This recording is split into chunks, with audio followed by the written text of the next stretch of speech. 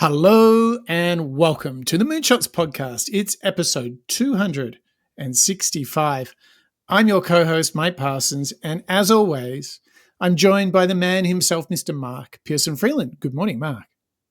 Hey, good morning, Mike. Good morning, members, listeners, and viewers. We are diving in with a brand new topic within our series on creativity, aren't we, today, Mike? By going back into another of Stephen Pressfield's epic works. Yeah, I think it's safe to say we've survived the war, which was the last episode, and we're ready to do some work, wouldn't you? Yeah, I think you're totally right. If the war of art was won by us, I think today we're going to learn even more from a practical perspective with regards to this big capital R word of resistance and how to put up and get out our work that we end up doing. And that is Pressfield's book, Do the Work, which, Mike, it isn't necessarily a part one, part two situation with Pressfield's books.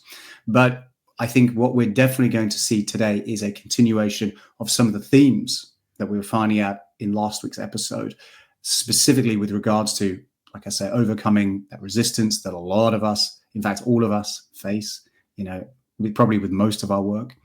But I think there's also elements and tips and practical habits that we can pick up in today's episode that, in my mind, can help us with a lot of the other work that we're doing as well, not just from a creative perspective, but also mindset, behavior, and activity. Yeah, I think the reason we picked this book of Stephen Pressfield's To Follow the War of Art is this one really speaks to the practical roadmap of activities you need to do, and is very practically minded. So regardless of your creative pursuit, writing, working, music, it doesn't matter. So many things now I think you can consider creative work. What this book tackles is all of the inertia, the fogginess, the dustiness that we experience when we're trying to do creative work. And what's so powerful about this book is if you get a bit stuck at times, you feel a little indecisive, maybe you're putting it off, or maybe in the end, you never ship your work. There's like a library full of half-completed projects. This show is for you because what he's going to do is explain how we might be tempted to think and feel in our journey to produce and to create. And particularly when we come up with challenges, he's going to help us break through those. So if you want to do more work, if you want to do great work, this is the episode for you. Wow. What an opener statement there, Mike. Couldn't say it better myself. And maybe even Stephen Pressfield would be pretty pleased with that. So why don't we launch straight in, hot off the heels of your breakdown just then, with Stephen himself. He's having a chat with Baker from Man vs. Debt, and he's going to help us understand a little bit more about this brand new book in our series on creativity, Do the Work. It's sort of a manual that takes you from the start of a project to the finish of a project, hitting the points of resistance that will come up as they happen. And they're amazingly predictable. Mm-hmm. You can see that, like, just in, say, a screenplay, let's say you're writing a screenplay, you'll plunge, first there's the resistance to even start. You'll come up with all these reasons why me, I'm not good enough, I'm too old, I'm too young, I'm too stupid, whatever. Yep. Then you'll plunge in on pure enthusiasm. You'll get to about, a fifth of the way through, and then you'll panic because you're like outside of the sight of shore, but you can't see the other side. Anyway, exactly.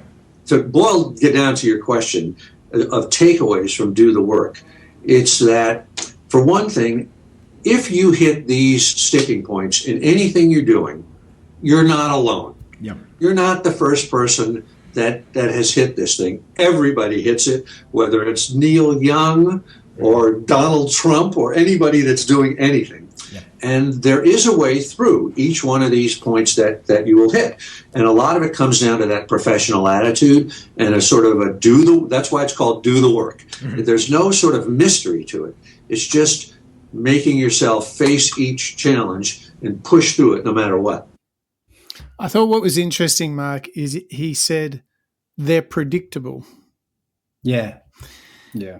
And I think that demystifies them somewhat. Like when you face a moment of resistance, or he calls them sticking points, if you're like, oh, yeah, well, I'm a bit stuck on this. To me, it's the same thing. Is I'm going to run in my running training, I'm going to run a bit longer than I usually do. And maybe those last kilometers are a bit harder. Or maybe I'm going to lift more weights than I usually do. Maybe they're going to be a bit harder. That's predictable, right? You're pushing yourself. Well, we can apply that same thinking to our creative work. And I actually think what's also special about what you're saying, there's nothing like super magical happening here. You've got to go, it's going to happen. And you need to be like a professional and keep going and don't give in. And I think there's the rub. I think we often allow ourselves the permission to abandon, right? We pull on the emergency cord when we face these things because we might be scared of failing in front of others or doing bad work or unsure that we can do it, or we just don't like the uncertainty. So it's all about reconfiguring how we respond to those moments, isn't it? Yeah, big time. And the idea of predictable resistance for me speaks again to that concept of hero's journey. So knowing that there is a path that we all, end up following inadvertently, perhaps, whereby, as Stephen was saying, that the start is hard, a little bit in the middle is hard, and then, as we're going to find out later in the show, the actual end bit is really hard. But because it's an experience that other people have gone through, as well as maybe, as you were just alluding to then, when you've got the experience yourself, maybe it's in the example of running a marathon, you kind of know when those walls are going to come. And maybe even you're running the same course, maybe two loops in a row, and you can kind of think, oh no, that gradient is going to come at me and I'm not looking forward to it. That level of insight actually, in a funny sort of way, is reassuring, isn't it? Because you know, hey, if other people have done it, I think I can give it a go.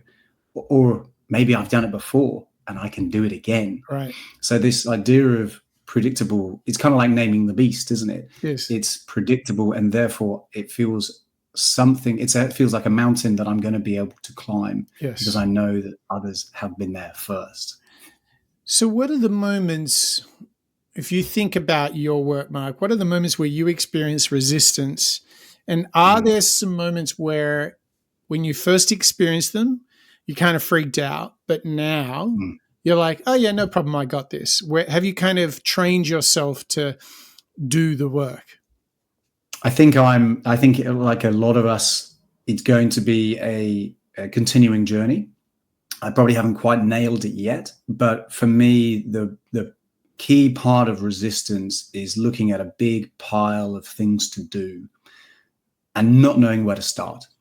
But sure. But hang on. But surely, like when I think about when you started swimming in the ocean, you crazy man, in the Australian Ocean, that was really tough. But you do it regularly now. Surely you've trained yourself to feel that resistance and not freak out, right? I think because I managed to get to a point, and this is what I try and do with some of the projects that I'm trying to accomplish by getting things started, is actually enjoying that little bit of a challenge. So like you say, let's use the example. Let's build on that example of open water swimming. Yeah, you're right. At the start, there was a lot of resistance, both from it's cold, it's far, it's deep. What else is in there? What is, lurking in the shadows? Right. So a lot of that, as well as, hey, I don't know any of these people. I'm getting into a new social community group that I've got to go out and meet. So there's a lot of reasons. Oh, and another one, it's too dark outside. I don't want to have to get up in the rain. So there's all of these moments that I created in my head that were excuses and signposts that I could have taken to go off the path. Yes. So it's 5 a.m. What am I doing? Why am I waking up now to go and swim in a cold water? I think I'll lay in bed. Instead of going down that path, I'll think, oh, actually, I am convinced that if I accomplish this, I will feel better than I would if I didn't do it. Right. I will feel a sense of accomplishment. I'll feel maybe that great feeling that your body gets after cold water. Also, it's a social experience, hanging out with like-minded individuals. So, and there's also the challenge. It's the actual individual challenge of getting out there and doing something. I think and I believe this is where you were taking me with this question and the example of swimming. I see that as an experience, all of those signposts, as things that people see when they're starting a project. Yes. That you'll find moments, excuses. You'll find signposts for excuses to not do something. Maybe it's you don't think you're good enough. Maybe it's because it requires an extra 30 minutes in your day to carve out time for that creative endeavor. Or maybe it's something that is, it just, you don't really know where to start. And for me, at least, I found that by thinking forward and thinking, okay, well, what happens when I do finish it? Well, I'm going to feel more energetic. I'll feel that endorphin release. I'll feel that sense of accomplishment. Those pros then suddenly for me started to outweigh the cons of going out in the rain, getting cold and so on, because I knew that it was only going to be temporary. And I presume, Mike, that's probably similar to you with a lot of the marathons and the running that you've done as well. Yeah. So definitely I can almost see it as a rite of passage. So to write a book, to build a course, to work on a big project, to run a long distance, I think I work on it. Doesn't always come naturally, but I see it as rite of passage. Like there's something like when I go for my really long runs, I go to a special part of Sydney Harbour where I can run these big 7-kilometre loops, and it's really stunning and beautiful. And I just know when I'm driving there, it's about 10 minutes from my house, and I'm driving there, I feel like this is all part of the build up to earn that feeling that I have when I hit stop on my watch at the end of the long run. So I definitely think this idea of rite of passage, I need to earn the feeling, and I know the feeling that's on the other side of doing the work, doing the run. So I know the feeling, so I'm prepared to go through the rite of passage.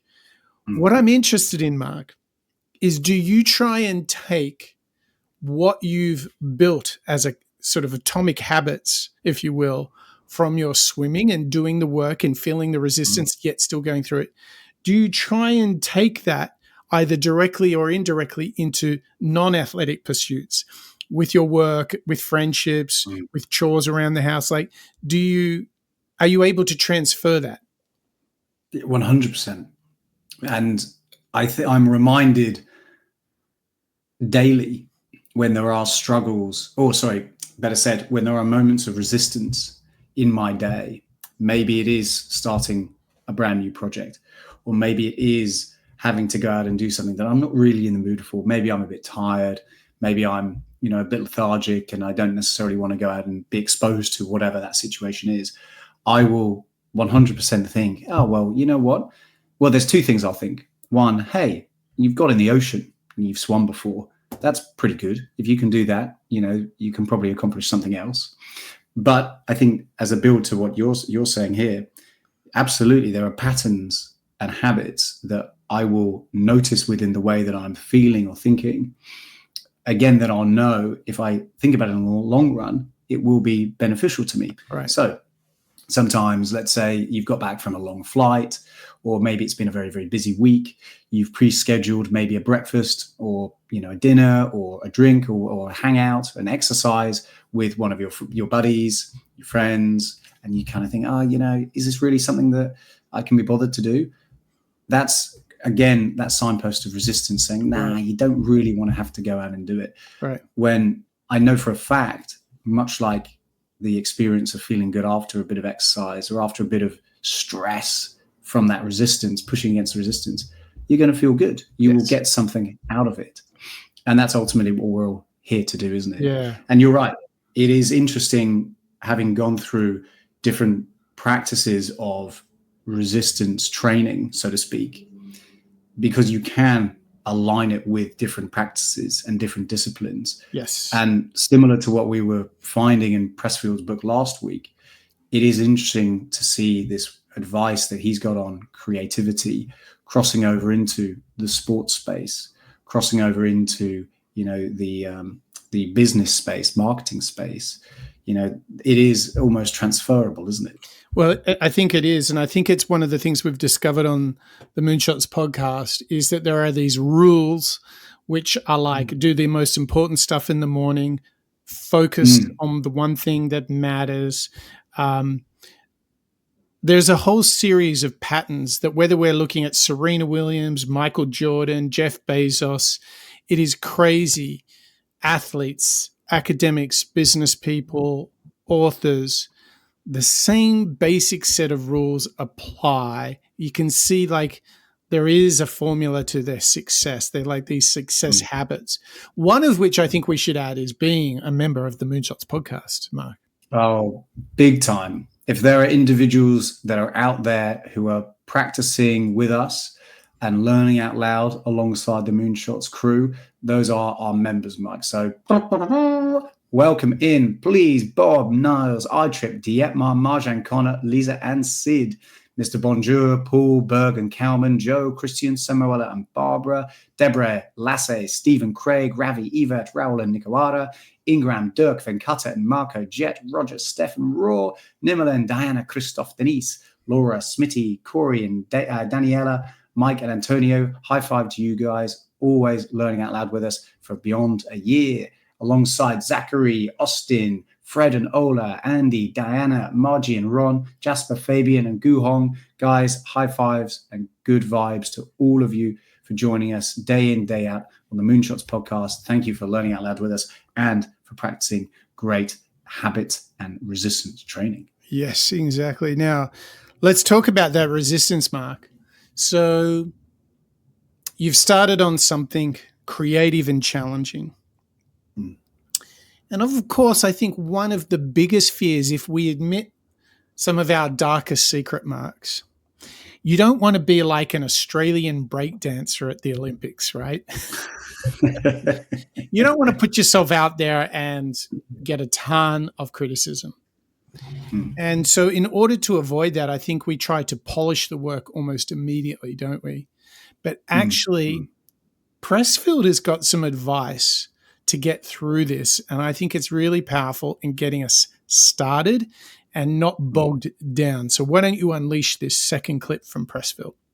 Yep, you're totally right. This is a problem that I know for a fact I have faced many, many times, and I'm sure a lot of our listeners and members have too. So let's hear this time a new voice from Nate Gillen. He's going to interpret one of Pressfield's tips and ideas from within Do the Work, and that's all about revising later. We can always revise once we've acted, but we can accomplish nothing until we act. Pressfield is pushing this do first, revise later mentality. Call it analysis paralysis, call it too much research, call it whatever you want.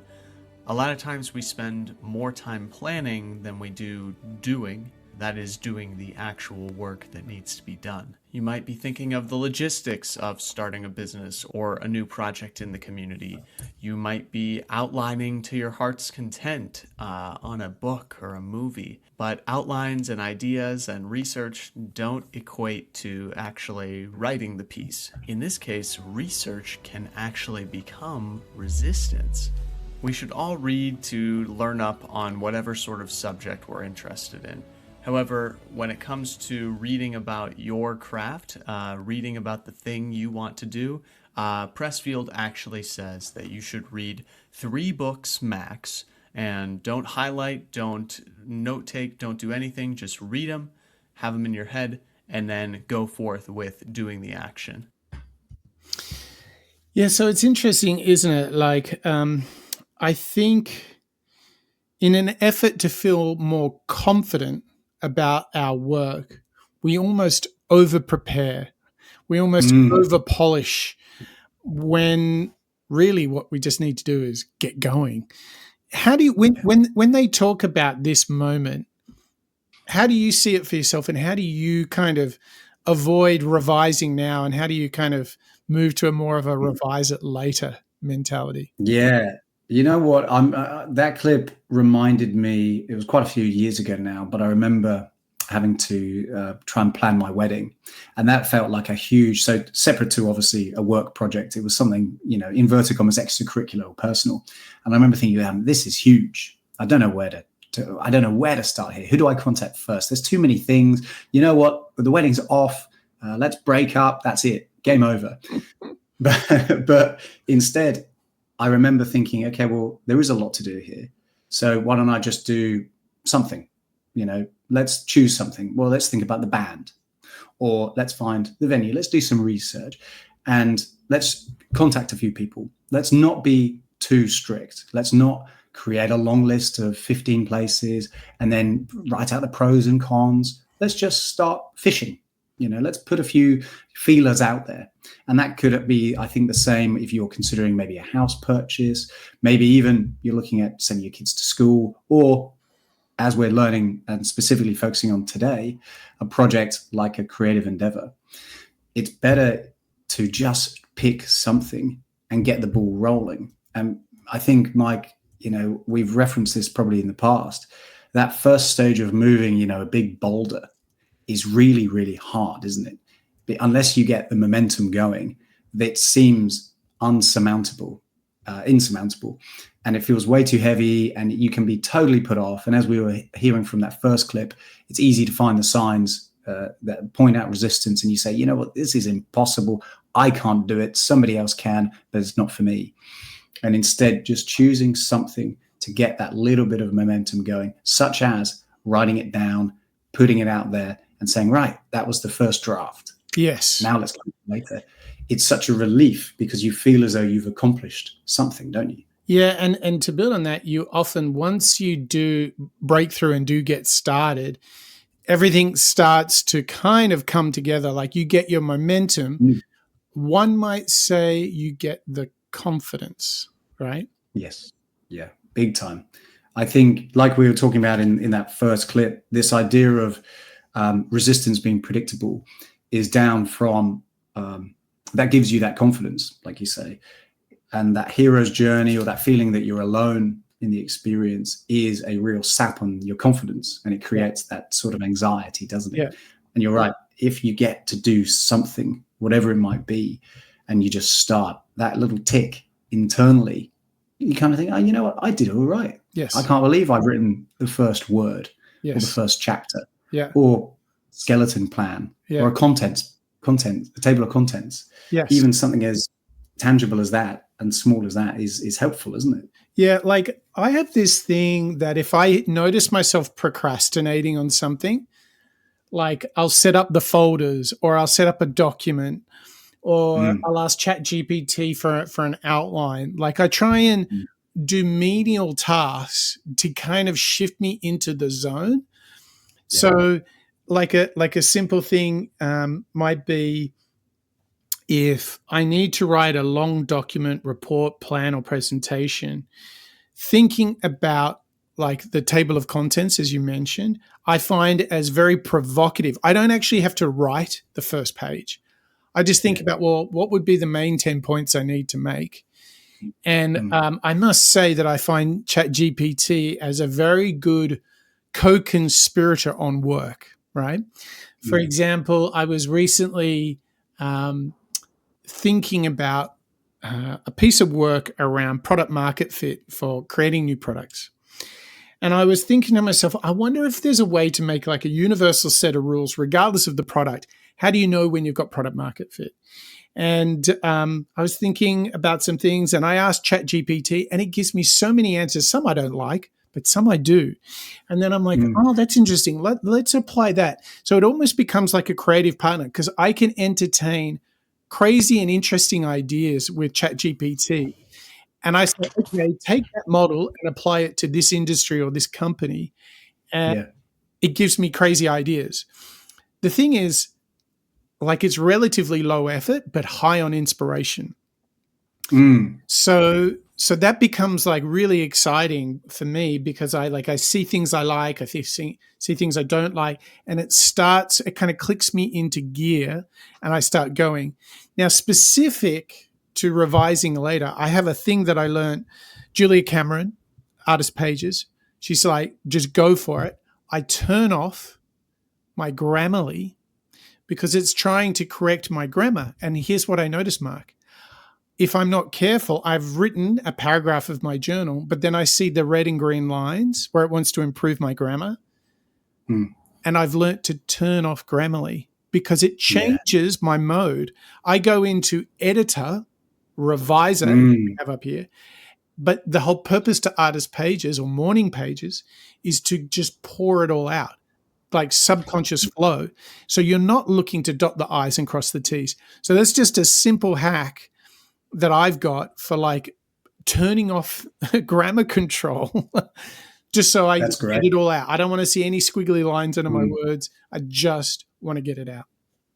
I'm guilty, Mike, of leaning into pragmatism and trying to, solve the problem. And you're right. That for me is when I've planned out a project in the past, I'll get stuck in the weeds. At the very early point, I'll be thinking, but how could we possibly make this idea happen? We're going to need, let's say, an event producer. We're going to need to fly somebody in. We're going to need to do X, Y, or Z. And I think, okay, well, we don't need to get this deep into things right now because those things will sort themselves out later. Instead, let's plot down everything that I think is going to be needed. And you're right, ChatGPT, a great creative partner, and it does help you get started. And it's a great way of stress testing, where do I need to start? What do I need to consider? Yeah. When does the SWOT analysis need to be considered? When should I consider maybe the competitive analysis? But just jotting it all down and thinking, okay, well, let's kind of throw the kitchen sink at it, at least initially. You can then cut. In my experience, it's a lot easier to trim down than to try and beef up. Yes. Now, that's not always useful. I remember when I was back at university, my dissertation, I think I wrote maybe 30% too many words. And the active distillation from that point was very, very challenging. So I'm not advising people to, throw absolutely everything at it. But you're right. By starting, by getting things down, by maybe stress testing a little bit with a co-conspirator, whether that's AI or your partner in business, that then helps you kind of make that huge target a lot smaller, and suddenly you can start focusing in on exactly what it is that you want to go out and deliver. And I think that once you get something on paper, you instantly respond to it. So when you write a table of contents with your 10 bullets, you look at it and go, oh no, I really need a case study, or I really need this. And then all of a sudden things start moving. You're like, yep, I know what I want to create here. It starts to come together. And what I find, Mark, is when I've got that table of contents fleshed out, I can't wait to produce that piece of work. It's like almost like I can't, like I've crossed a threshold because I can see it in my mind. So now I just want to make it and create whatever it is. So this is why postponing revising until later, you can always polish at the end, get it out, and then somehow you'll cross a point. It's like a tipping point where it propels you forward. Yes, I know what I want to create. I know what I want to do. Now, the interesting thing is, though, you might revise at some point at the latter end, but Pressfield has a little warning for us, Mark, about this kind of back-end stage of producing work. And I think it's very important companion if we're going to get started and then revise it later. He's got another big thought for us, doesn't he? That's right. There's always going to be a next stage once you've started the project, and that's going to be towards the end. So let's hear from Brian Johnson, who's going to break down Stephen Pressfield's invaluable piece of advice here with regards to shipping the work. Now, the beginning was incredibly important, but if you do all the work and you don't bring it to the market, you don't give it to the world, you don't ship, as Seth Godin says, then it doesn't matter. Just sitting there gathering dust on your desk. It's really hard for a lot of people, once they've done the work, to put themselves out there. That's torture, right? The fear of, can be torture, the fear of what people are going to say and how they're going to respond to all of this work can stop us from actually bringing our work to life. Shipping it is huge. Ship. And there's the big ship, right, of launching a play on Broadway or whatever big project you have, but there's all the little micro ships in the process that make that happen. So the little baby steps that you could take but you don't take, right? There's an email that you need to send, but you got a little bit of fear. You don't know how the person's going to respond, or you need to reach out to someone, or you need to update your website copy, or you need to post this blog that you've been holding on to. Ship, ship, ship. In the note, I talk about the fact that every single time I do one of these, there are moments where it's obviously not perfect. And there's a big part of my perfectionistic self, AKA resistance, that doesn't want to ship. I don't want to do anything that's less than perfect. And my discipline is ship. Ship consistently. Finish and get it out. Finish and get it out. And know that as I embrace that process over time, there's the opportunity to grow and to get better and better and better. Now, different things demand different levels of quality, right? But we want to discipline ourselves to ship. So check in on your life and see if you are not shipping as often as you can. Is there something in your life that you haven't shipped on that you can go ahead and step into? And how can you build your shipping muscles? Make it a practice and anesthetize yourself from the fear and the pain that comes every time you put yourself out there. You do it and you stretch yourself a little bit past your comfort zone, and what used to freak you out doesn't freak you out anymore. Oh boy. So shipping the work. I want to do something fun here, Mark. I think what we want to do is think about what is our greatest fear when we have to press the button when it says publish, right? I want to take you to that moment, and what I'm going to do is I'm going to read a list to you, and your fun exercise is to grab this gremlin by the neck. Which one of these do you think is the overall biggest fear, the biggest resistance of pressing ship, pressing publish? Not only for yourself, but all your work colleagues, all your professional experience. What do you think most people fear the most? Here we go. So these are the things that scare the hell out of us when we have to ship. Number 1, fear of rejection. 2, imposter syndrome. 3, big one. As Brian just said, perfection. 4, fear of being misunderstood. 5, fear of losing control. 6, now this is interesting, fear of success. 7, fear of vulnerability. 8, fear of irrelevance. And last, fear, this one's good, fear of finality. It's done. What? Oh, well, you know what?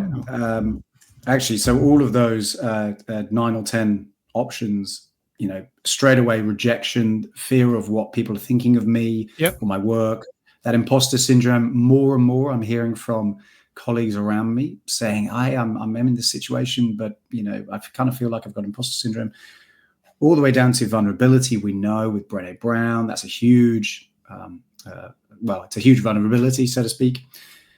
That finality one, I think, has come up before, possibly with Austin Kleon, whereby you're worried about completing the work because you don't know what to do next. Right. So you want to put it off because you don't necessarily, you're worried about maybe being a success afterwards. And what I mean by that is, how do you follow up on that other success? Maybe we saw a little bit of that with Goggins's second book. Yeah, totally. Do you remember that? Totally. Great terminology. Never finished. Where he was saying, I realized I wasn't pushing myself as much as I was, communicating in that first book.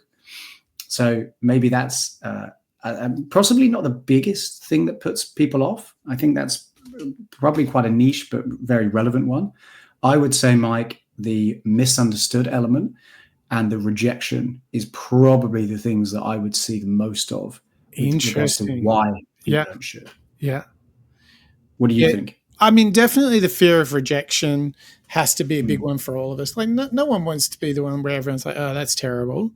What I think here, though, is what's so interesting when we call out that list is when we experience things such as you've got to press the button, but you've got fear of rejection, losing control, fear of success, all of those things. You have the chance now in studying this book by Stephen Pressfield, in fact, by listening to our show, watching our show, you know that it is natural and predictable to feel this. So it's okay. You don't have to be victim to these thoughts.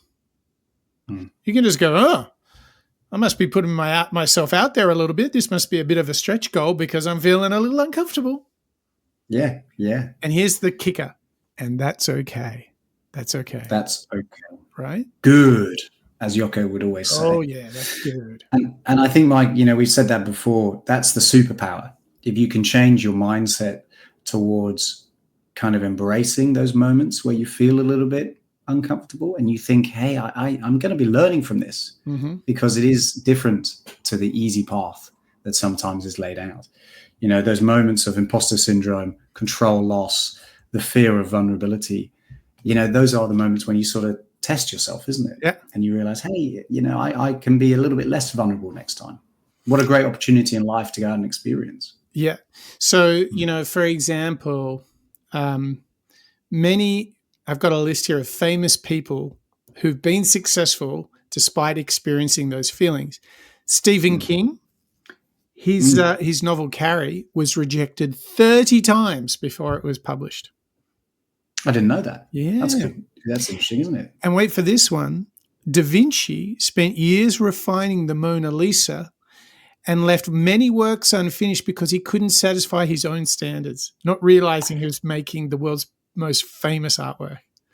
Yeah, and one that will always be, discussed and considered with regards to those small elements like the smile. Yep. J.K. Rowling and the artist Prince talked often about feeling misunderstood or a loss of control. Oprah talked about the burden of trying to be successful a second time and talked about how that was hard. So that's really interesting. Even Beyonce has talked about her fear of putting herself out there, particularly when she did really personal work, songs and albums that were really personal to her. So despite all her amazing talent and success, she does a personal work, and that she feels that critique of that work is a critique of her. Yeah. So despite all of that, she had to push through that. So I think what's powerful here is to remember everyone experiences these sorts of feelings, and it's okay. And the key thing is don't give in to them, right? Yeah, big time. And look, again, I'm reminded of Elon Musk. There will be moments in his life and his career where he could have analysis paralysis and lean away from, let's say, entering into the space race. And instead, what did he do? Well, he gave it a go anyway.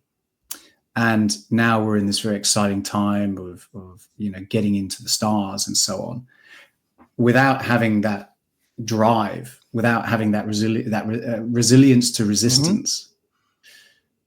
We probably wouldn't see, SpaceX and so on growing in the way that it is. Well, remember, Mark, he was critiqued for the idea of reusable rockets, and now he does them all the time. And everyone's like, yeah, that's great. That's amazing. Cool. But actually, he was criticized for even having the idea. And you can imagine the amount of naysayers providing maybe different legal advice, cost advice, how you do it, and so on, social economic advice. And instead of finding the analysis paralysis throughout all of that, just get it out there, see what happens, learn. And Bezos has this thought, like, if you're not pissing a few people off, then you're not trying hard enough. Like, he's like, you got to be upsetting the apple cart. Come on, right? Yeah. So that resistance, as you pointed out, to rejection, that idea of being misunderstood, with Daniel Pink's The Power of Regret, one of the key concerns that people had when they're approaching, their final few days was not having spent enough time with family, and maybe that refusal to try something a little bit new, a little bit harder. Yeah. And maybe, this idea of trying something new, releasing something that you've created, those are new experiences that are going to feel pretty uncomfortable, at least for most of us, until you start doing it again and again and get a little bit more comfortable. until then, yeah, we're all experiencing the same discomfort and the same pain. Yeah. Now, we're not quite done with Mr. Pressfield, but he's got some interesting thoughts about body parts, though, Mark. What a teasing reveal of this final clip that we've got today on the episode for Do the Work by Stephen Pressfield. We've heard, Mike, as you say, this idea of resistance, this idea of just getting started, pushing something out there, as well as this idea of, finally shipping it. This closing clip that we got from Stephen is a great demonstration of the character of Pressfield, but also an idea on prioritization. And as he's going to tell us, putting your ass where your heart wants to be. Sometimes when we can't get ourselves started on something, or when we want to make a change in our life and we just can't sort of figure out what the first step is, there's a phrase that I use sometimes I think is very helpful and on target. And the phrase is, put your ass where your heart wants to be. And what I mean by that is, if you want to be a writer, sit down in front of the keyboard. If you want to learn to play the piano, sit down in front of that keyboard. If you want to dance, get into the studio. If you want to paint, get up before an easel. Or if you want to be a mountain biker, get a bike and actually get out on the trail, even if you don't know what you're doing, even if you don't know how to start.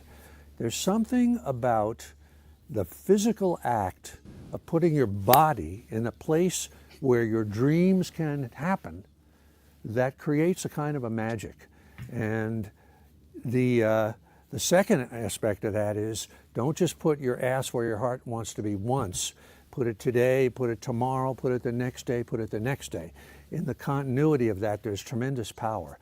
But just simply making that first move, to sit down in front of the keyboard and just say to yourself, I'm not getting up for the next 2 hours. I don't care what I do. I don't care how bad it is. I'm putting my ass here and I'm going to do my work, whatever it is. And there truly is a kind of a magic. Anybody who's read my stuff or knows my stuff, I believe that there's another dimension of reality, and that there are muses and so on and so forth in that dimension of reality, and that they see us when we sit down. And I can remember when, years ago, I really wanted to get into going to the gym, but I was totally intimidated by it. You go past the place, you see these big muscle men and these women that could lift 5 times whatever I could, and I just couldn't make myself do it. And finally, one day, I did put my ass where my heart wanted to be, and I found that once I had crossed the threshold and was actually in this environment, then it wasn't that hard. And the second day was easier, and the third day was easier. So if you want to be a writer, sit down at the typewriter. If you want to be a painter, stand up before that easel.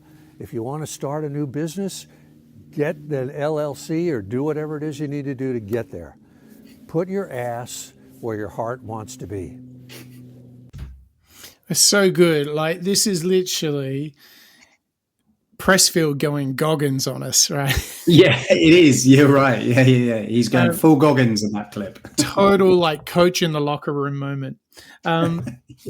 So here's the thing. I immediately think about all the great habit design study that we've done.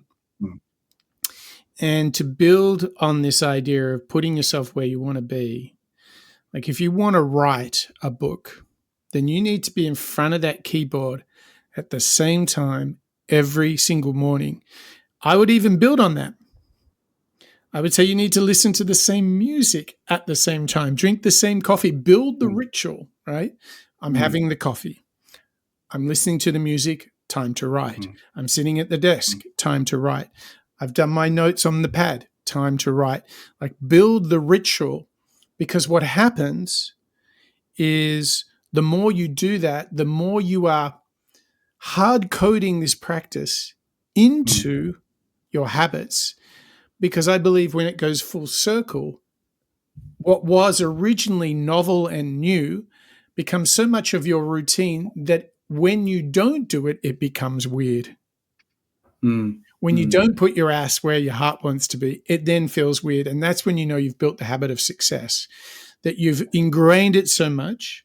For me, got to be in bed by 10 p.m. Just got to, right? Mm-hmm.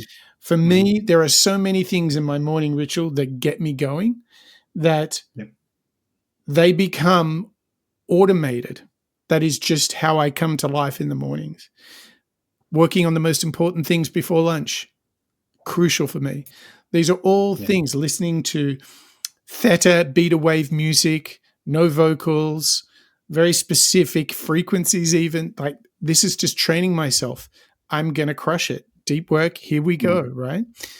So I think if you're dreaming of running, put on your sneakers and start the slowest jog in the world. And before you know it, you'll be running like a demon.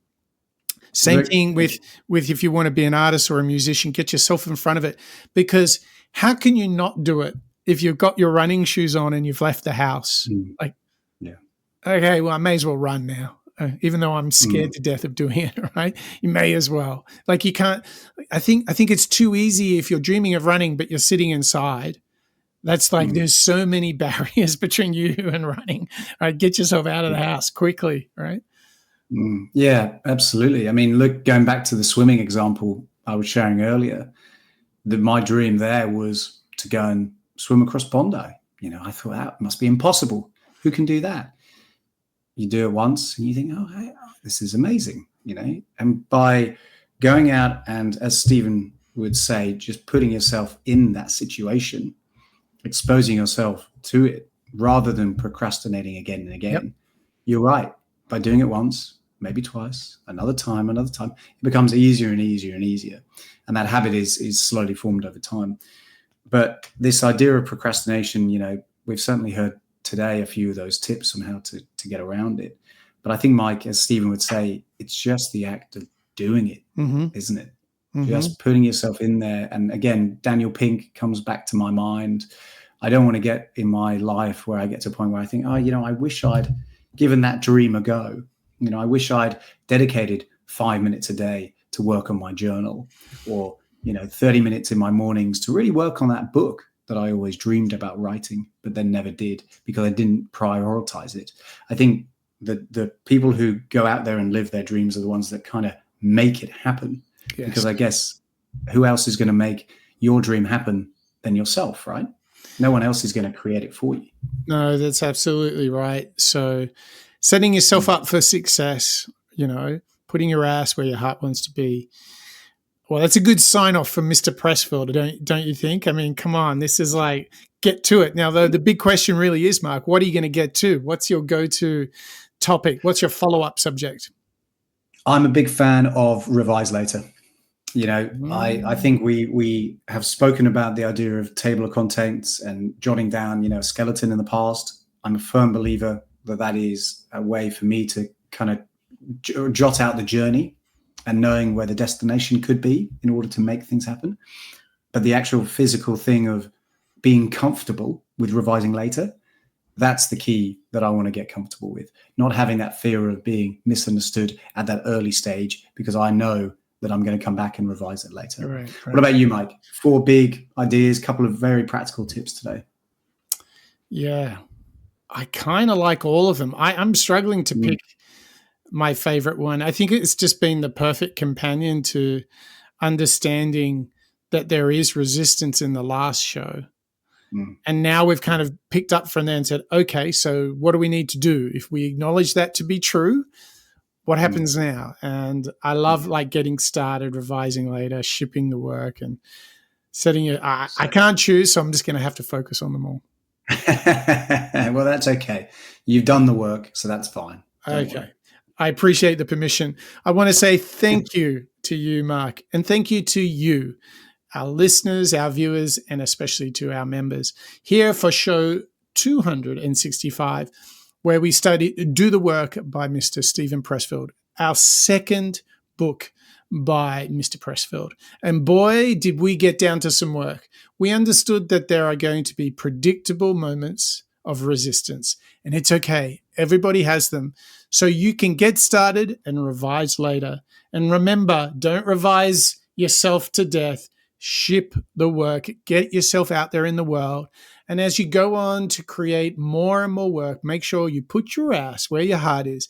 Do this, and you will be the best version of yourself. And you can do that right here. You can learn out loud here on the Moonshots podcast. That's a wrap.